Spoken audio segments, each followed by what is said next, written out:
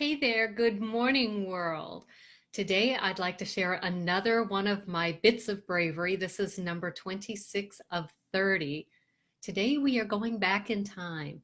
The year was 1983. I was just a 20-year-old airman first class in the United States Air Force. I was still in basic training, and things were very regimented, very restricted. One of the rules was that we had a trainee training instructor assigned to our flight, which the flight is what's called the group of airmen that are training together and will eventually graduate together, or not. Not everyone makes it. So this trainee training instructor, there were restrictions around him. He was not allowed access to our dormitory, our living space, unless one of the other qualified training instructors was present.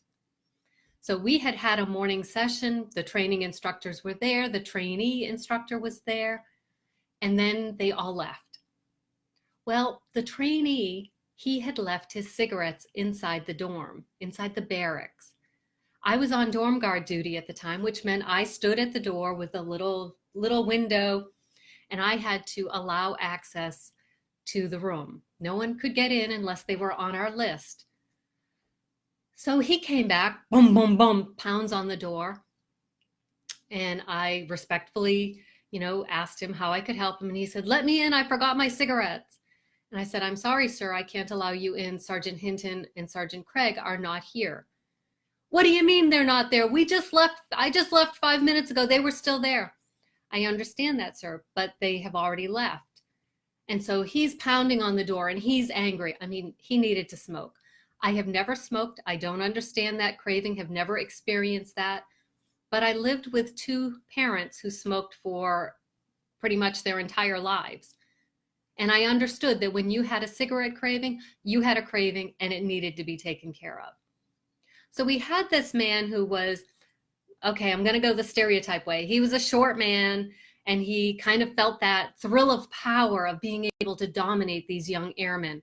And he was overseeing a flight of young women. And I think that kind of, made him a little bit more puffed up. Well, I was standing between him and his pack of cigarettes. And he was angry and he was cursing at me, which he wasn't supposed to do. But he was cursing at me and I'm beet red and I am so nervous. I was shaking. I was scared because what if I was supposed to let him in? What if I had misunderstood the rules that we had been told? And I'm second guessing myself. And so I'm one to pass the buck when necessary.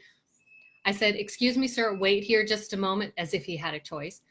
I said, "I will go get the dorm chief, who was the student, the airman who was kind of the leader of all of us when the training instructors were not present." So I went to get her, brought her back over to the door, and she explained to him that the training instructors, Sergeant Hinton and Sergeant Craig, were not present. He was not allowed in.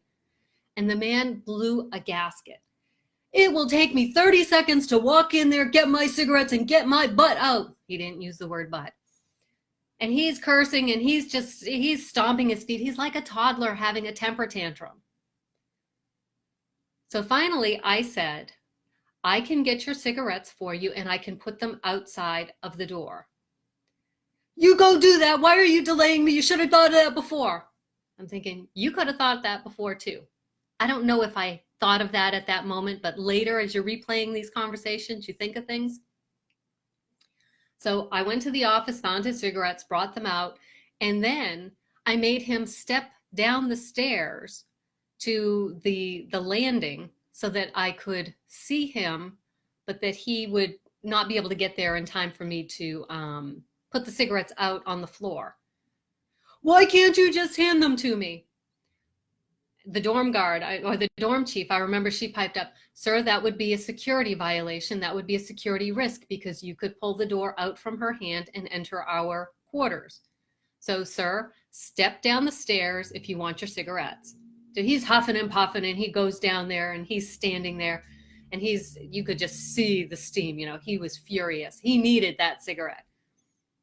And so she was watching out the window And I opened the door, slid the cigarettes out, and then we pulled the door back, made sure the crash bar was in place. And then she called out to him, "Sir, you can come retrieve your cigarettes." And he stomped up the stairs. He grabbed them, didn't even say thank you. And he stormed off.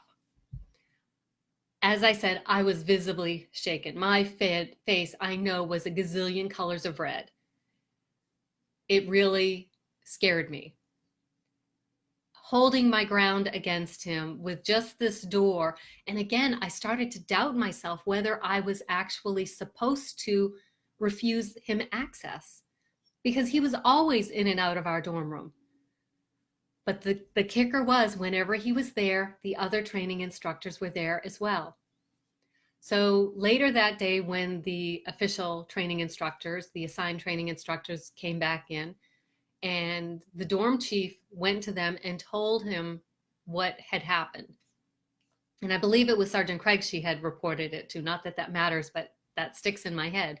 That's how traumatic this was. From 30 years ago, 35 years ago, this sticks with me. So that afternoon, we were in our big, kind of like a living room area. It's just an open bay area where we could gather. We would all have to either stand, or he would have us sit on the floor. It's not like there were comfortable chairs for us. There were some couches, but during these times we couldn't use them. And he shared what had happened, the incident that had happened. And he said that I was correct and that I was an example to other people, because sometimes it was going to be hard. Sometimes our job would be refusing access to buildings, to information, to pretty much anything, to people that had more seniority, that had a lot of metal on their shoulders or on their collars. There would be people that would challenge us and say, "Do you know who I am?" As if they were a celebrity going into a fancy restaurant. And we had to stick with what we knew, to trust that we were taking the correct and proper action to secure our military assets, our military secrets. And that stuck with me. That really hit home for me. And I sat there and I remember, being red, because the spotlight was on me that I handled it correctly. And I remember choking up and tearing up, because I felt so proud of myself at that moment that I hadn't backed down. I hadn't caved when I thought that maybe I had misunderstood. I was willing to take the heat. I was willing to be wrong, because I don't remember his name. I can't remember his name. But if that man, that training instructor, had come back in and he had been right, my life would have been miserable for the remainder of my time there. As it was, he did make things difficult for me because he was wrong.